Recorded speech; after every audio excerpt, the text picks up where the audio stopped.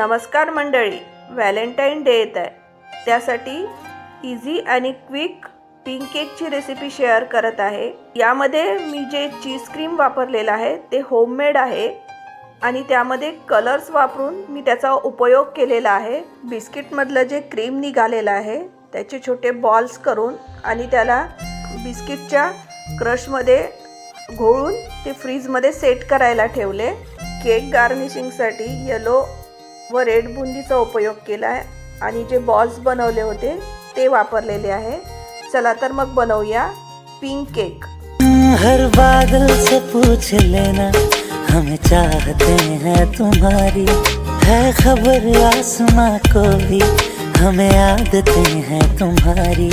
ये तो जाने खुदा भी तू ही एक बस न माने, तुम हो हर एक दुआ में